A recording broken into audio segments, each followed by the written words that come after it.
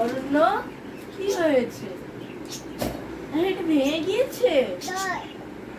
তাহলে তো এটা ঠিক করতে হবে। একটা বড় ভাই হিসেবে আমার তো দায়িত্ব আছে, তাই না? তাহলে আমি এটা গিয়ে ঠিক করে নিয়ে আসি।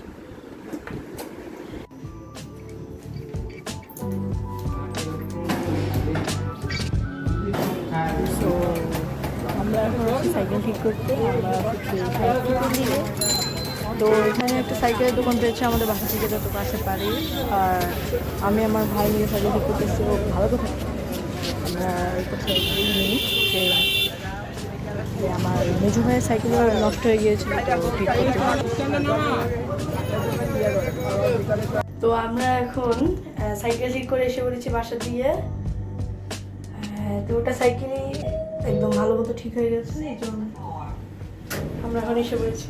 দেখি তো এখন আমার ভাইয়ের কি রিয়াকশনটা হয়। আরে না, এই যে না।